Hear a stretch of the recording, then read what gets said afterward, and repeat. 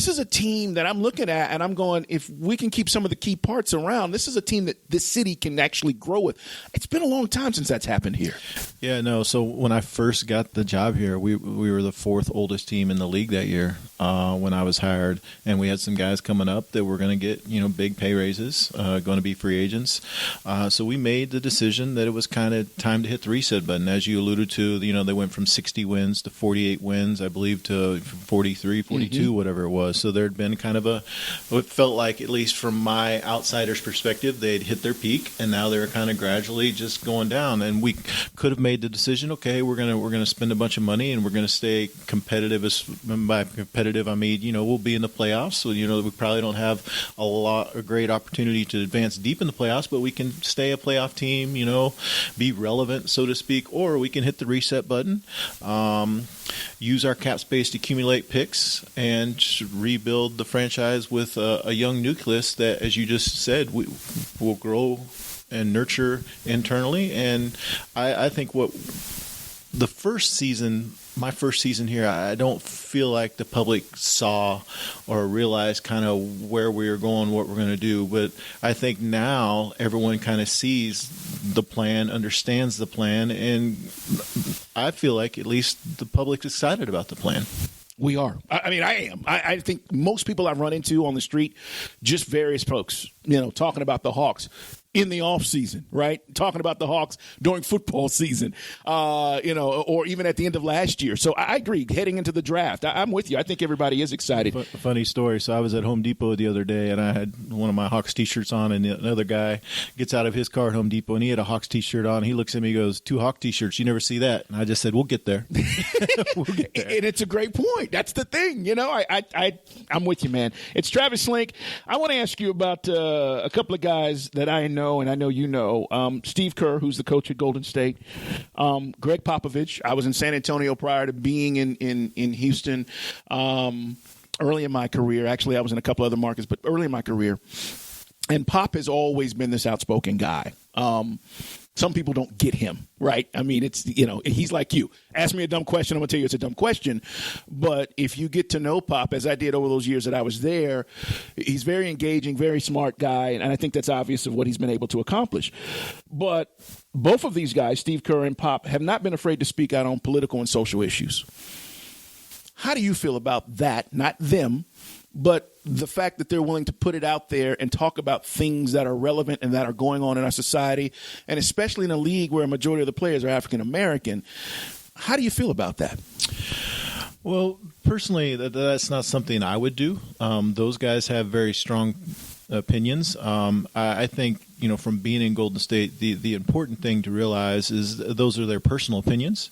It's not necessarily the team's opinions. It's not necessarily every employee's of the team's opinions, but they're their opinions. And not saying their opinions are wrong, right, or it doesn't matter. But they have a platform, and they choose to use their platform to express their views and thoughts. And whether I agree or disagree with them, it's irrelevant. But I think the important thing is that that's their platform, and that's how they use it. And today, in this world, we all have platforms with social media. So, theirs just happens to be with microphones and cameras, and they're using it. Obviously, Steve Kerr will put out tweets. I follow him on Twitter. He'll do the same thing. Pop doesn't. But I don't think there's anything wrong with using their platform whatsoever. They have the right to express themselves, as I feel like everyone in our country has the right to express themselves. But I think what's important to remember, whether it's those two guys or just your random person on Twitter, those are personal opinions. They're not speaking for the NBA. They're not speaking for Adam Silver. They're not speaking for me. They're not speaking for Garen Narain. Those are personal opinions. Do you think players respond to that? I mean, do you think they appreciate when coaches or organizations or general managers, and it's very rare that a general manager comes out and says something unless it involves his team, but do you think players appreciate that? Because I think sometimes we feel like players are in this alone, and we know that's not the case. The Atlanta Hawks are a prime example. They're in the community. They're doing so many things to embrace what Atlanta is. Do you think the players get that and respect that and think that it helps their situation? Yeah, no, I think the players do. And, certainly in my time in Golden State and my time here in Atlanta, we support our players and their right to be able to voice their opinions. And when they voice their opinions or want to voice their opinions, we encourage that. We will help to get them out there and get their messages across to the public the correct way. So I think the players appreciate that those two guys have the courage to go out there and speak on some really pretty divisive issues, unfortunately, in our country. Yeah. The only thing is, and I agree with you, Travis, as far as how players perceive this, because I've talked to guys and privately, some guys want to embrace that. They want to say things themselves, and other guys don't. LeBron's a prime example. He's out there in the forefront, but he's LeBron. He can do those things. There are other guys in this league who simply can't or are not willing, at least, to put themselves out there. I want to ask you about, did you see this Pat Riley on a boat with D-Wade dancing? Did you see this? I did. Okay, first I saw it and I thought it was a joke. I was like, that's not Pat Riley. And then I watched it again and I'm like, oh, that is Pat Riley. I know you worked with Miami and you were down there with him. Who had the most influence on you to this point? As you've made your way to get to this point now of GM, head of basketball ops, who's had the most influence on you? That's a really tough question. I've been unbelievably fortunate in my time to work with some of the real heavyweights in the history of the NBA. Just as far as head coaches that I've had the opportunity to work with or work for, probably is a better way to say it. Obviously, you just mentioned Pat Riley.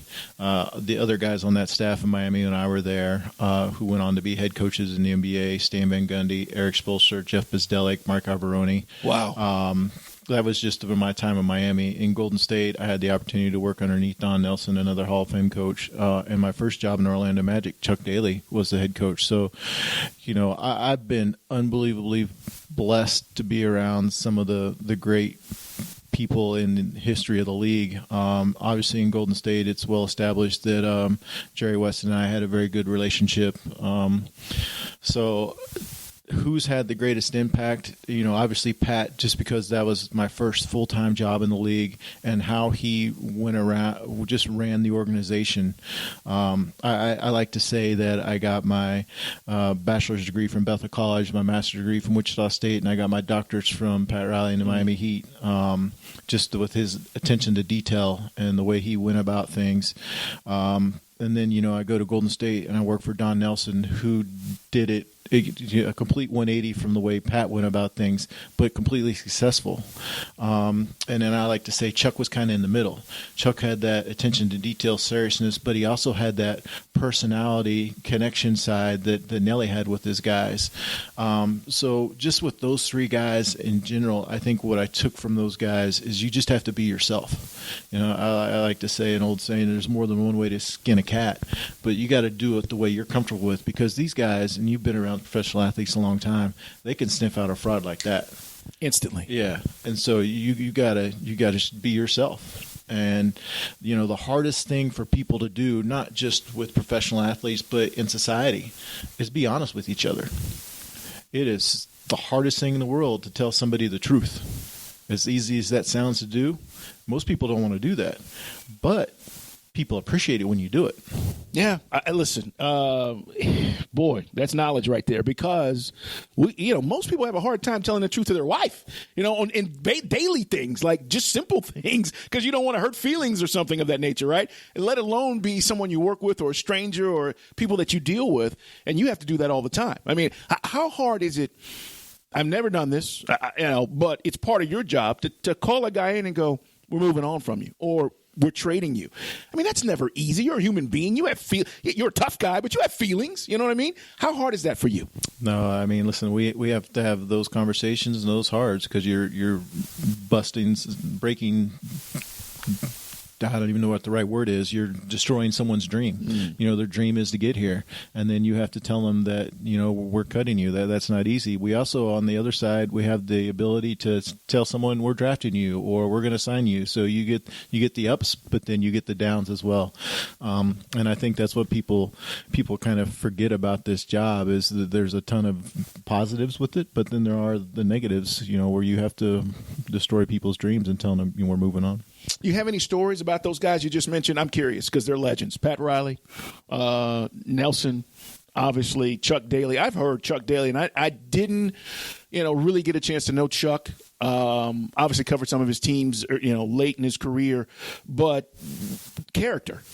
You have any stories that you can share maybe about one of those guys? Yeah, so I worked as an intern for Chuck his first year as the head coach at Orlando Magic with the coaching staff, the video department there. That was before the 98 lockout. Okay. So Orlando had talked about keeping me on just as a workout guy in the gym, but they're going into lockout, so they didn't want to hire somebody. I was able to get a job actually at the University of Georgia as the director of basketball operations under Ron Jersa. At the end of that season, Ron got fired. Jim Herrick comes in. Jim does not keep me on staff, so Orlando brought me back to help them scout in the playoffs. So I come back to the office in Orlando, and again, I was an intern. Chuck Daly's the dream team coach. Champion. Yeah, so two-time champion with the Pistons. And I walk in the office, and he goes, "You're back." I was like, "Yeah." He goes, "What happened?" I said, "Well, we got fired at Georgia." He goes, "Welcome to the club." And, I'm a 23-year-old kid. I was like, what club is this? He's like, "You're not a real coach until you get fired." So that's just an example, Chuck and his personality, how you could take somebody like myself who just got fired from the first full-time job they ever had. You're got your tail between your legs, and he made you feel good about it because he made you feel like you're part of his group, the coaching fraternity at that time. So that's Chuck had that ability to make everybody feel important and everybody feel special. Was his golf game as good as they say? I never played golf with him, unfortunately, but I'll bet that he was okay. Yeah, they say his golf game was phenomenal.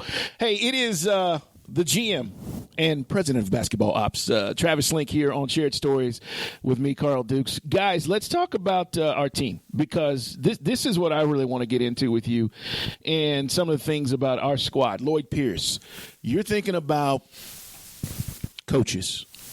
What stood out about Lloyd? Now, after, seeing Lloyd work and seeing how our team plays and seeing the potential, just my opinion, I think you got the right guy.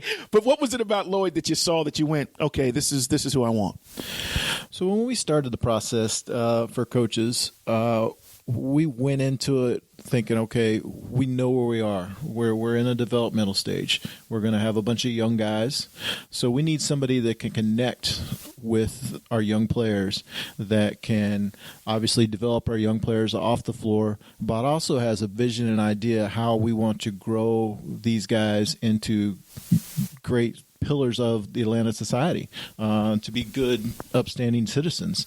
So those are two of the main criteria we were looking for when we started the process. The other thing that I felt like was real important was to find somebody that wanted to connect with the community.